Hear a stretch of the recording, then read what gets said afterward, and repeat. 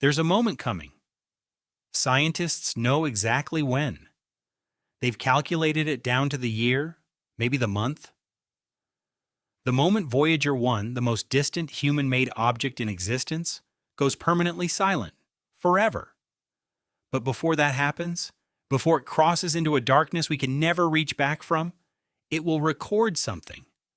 Something no probe has ever recorded.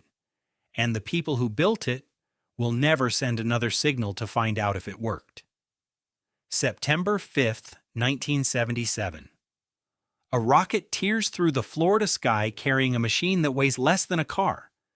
722 kilograms of aluminum, gold, wiring, and ambition, bolted together and pointed outward. The crowd watching doesn't fully understand what they're seeing. They think they're watching a mission. They're watching something leave forever. That machine is Voyager 1. The original plan was modest. Fly past Jupiter, fly past Saturn, study their moons, their magnetic fields, their storms. A focused mission. 5 years, maybe less. Then drift quietly into the dark, one more piece of dead metal in an already crowded solar system. But Voyager didn't drift. It kept transmitting. Every day, another signal. Every week, another data packet making the impossible journey home. 48 years later, right now today, Voyager 1 is still alive, still moving, still sending back measurements from a region of space no human-made object has ever reached before. It is currently over 24 billion kilometers from Earth. Let that number land. 24 billion kilometers. A signal from Voyager moving at the speed of light, 300,000 kilometers per second, takes 22 hours just to reach us. You could send a reply and not hear back for 2 days. Your message would still be traveling when you woke up tomorrow morning. And Voyager has been doing this since before most of you were born. But no one talks about what's happening to it right now. Voyager 1 is dying, not suddenly, not catastrophically. The way something dies when there is no one close enough to help, slowly, quietly, piece by piece. It has no solar panels. This far from the sun, solar power is useless. Instead, it runs on heat.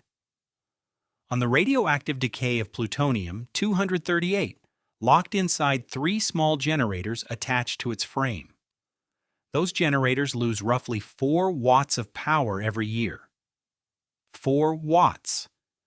The power of a small LED bulb. Barely enough to notice in your living room. At 24 billion kilometers from home, it is the difference between life and silence. NASA has already started making the cuts. Instruments that took years to build have been switched off one by one to conserve what's left. Systems that cost millions, designed by engineers who are now in their 70s and 80s, gone dark. The team has had to decide which sensor keeps living and which one gets quietly turned off year by year in a control room in California, with no drama, no press conference, just a command sent into the void and a confirmation that something extraordinary has stopped working forever. They are dismantling their own life's work to keep the rest of it alive a little longer. There is no word for what that must feel like. In 2012, Voyager crossed something scientists had theorized about for decades, but never directly observed: the heliopause. The boundary, the exact edge where the sun's influence runs out.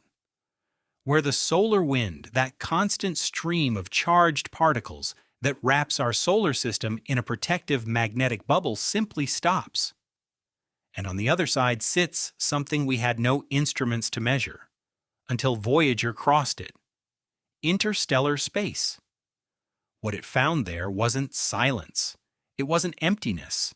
It was a different kind of space entirely, filled with interstellar plasma, with magnetic fields that don't originate from our sun, with cosmic rays that have been traveling for millions of years, launched by supernovae that exploded long before Earth hardened into rock.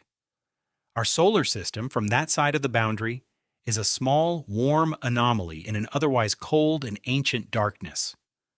Right now, Voyager is swimming through the remnants of dead stars, through particles that predate our own planet, through a void so vast that the entire solar system, the sun, all 8 planets, every moon, every rock, every human being who has ever existed, is a single dim point of light you could cover with your thumbnail and never know it was gone.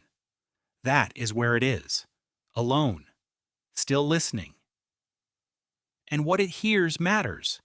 Voyager 1 is the only instrument humanity has ever placed in interstellar space. There is no backup, no successor waiting in the wings, no telescope in orbit that can replicate what Voyager is doing right now, making direct physical measurements of a region of the universe that nothing else we have built has ever touched. Every data packet is irreplaceable. The team knows this. They know that when the last working instrument goes dark, that's it. The window closes. There is no second pass, no next mission ready to take over. Decades of planning would be needed just to build another probe capable of reaching this distance, and it would take another 40 years to get there. No one currently working on Voyager would be alive to see it arrive. So they keep the remaining instruments running. They calculate power the way a stranded sailor counts the last of their fresh water. One measurement at a time, one signal at a time, each one potentially the last. But here's the part that no one talks about. Bolted to the side of Voyager 1 is a golden record, a 12-inch gold-plated copper disc, built to survive 1 billion years of deep space. On it, the sounds of Earth, rain, wind, surf, birdsong, music from 27 cultures, greetings in 55 languages, the brainwaves of a woman thinking about love, a mother speaking to her newborn child for the first time. Carl Sagan put it there. Not for us, for whoever finds it. In approximately 40,000 years, Voyager will drift close enough to another star system for something to intercept it, if anything is there to intercept it. But by then, the probe will have been dead for nearly 40,000 years. The instruments, the transmitter, the generators, all silent. Nothing left but the disk. Drifting, carrying everything we wanted the universe to know about us, through a void so enormous that the odds of anyone ever finding it are close to zero. Close to. Sagan knew that. He sent it anyway. So, the question this whole video has been building toward: what is the last thing Voyager 1 will ever see? Not a planet. It left those behind when most of us were children. Not a moon, not an asteroid, not even our sun, which from that distance is already just a slightly brighter point in a field of thousands. The last thing Voyager will ever see is the interstellar medium, the thin, cold plasma stretched between stars, ancient magnetic fields spanning light years, cosmic rays from explosions that happened before life crawled out of Earth's oceans, a darkness older than our solar system and quieter than anything we have ever built a machine to measure. And it will measure every second of it, faithfully, precisely, until the power runs out.